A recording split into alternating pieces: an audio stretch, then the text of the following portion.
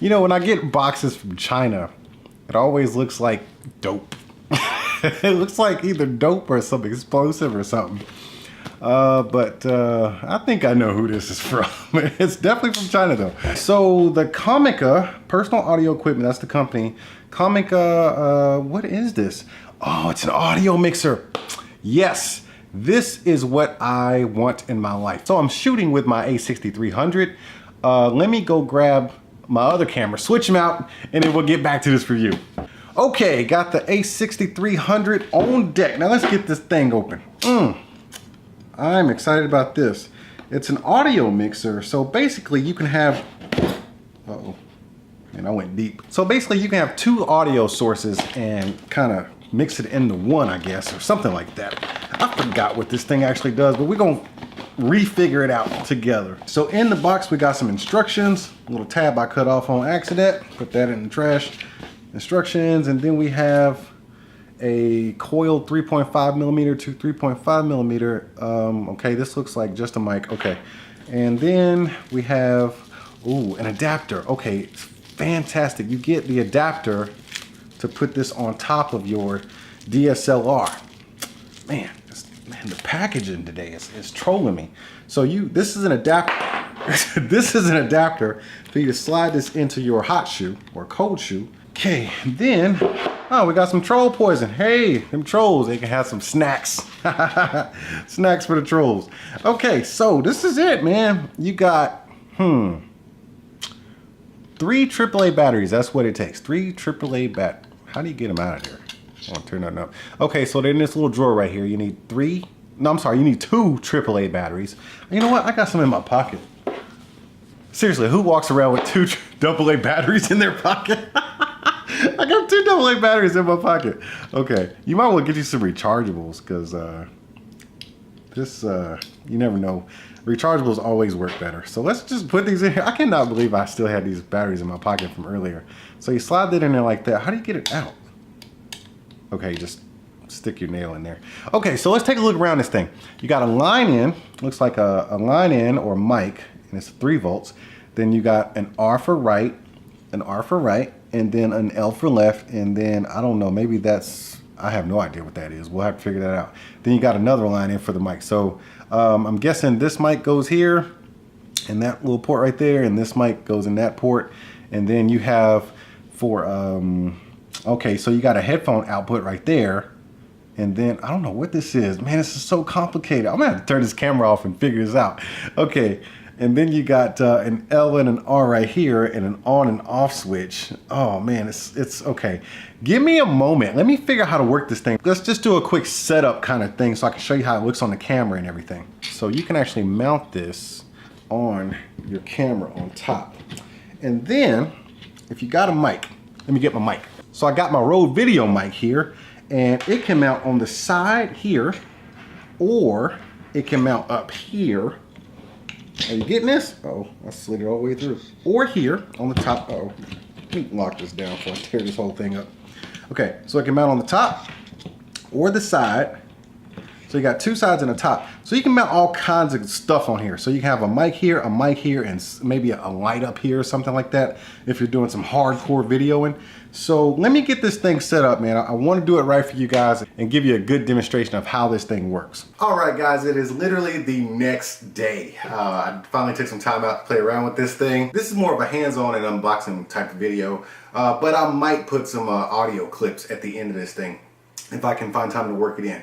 Anyways, let me just show you how this thing is meant to be used. So it's an audio mixer. So what I've done here is I've mounted it to my A6300. Now it does have some weight to it. So if you're using a heavy DSLR, you need to start working out before you use this thing, because once you put this on here, which actually has some substantial weight, then you throw on a mic and then another mic and then possibly like a light or something, or even another mic, you got some serious weight there.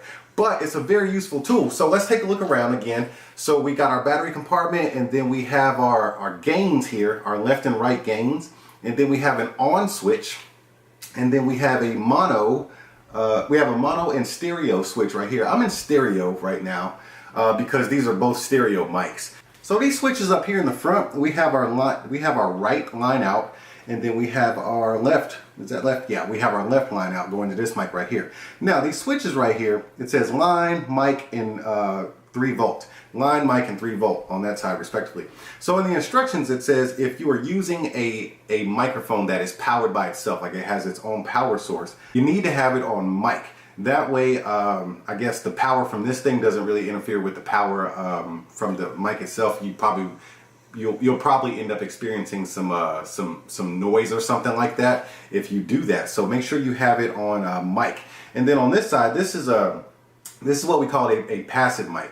And you need to put this on 3 volts so that it kind of amps this one up a little bit. I have them both plugged into mono channels, but they're stereo mics. I just wanted to kind of demonstrate how this could go. If you're using a stereo mic, you would plug it in the S port right here, and then you have a right and a left for your right and left mics if you were using 2 different microphones. But you can mix up all kinds of stuff as you want to in that regard.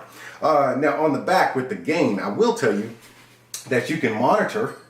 Let me see, you got a headphone jack right there. So you can monitor, you can just throw your headphones on. Let me just put these on right here.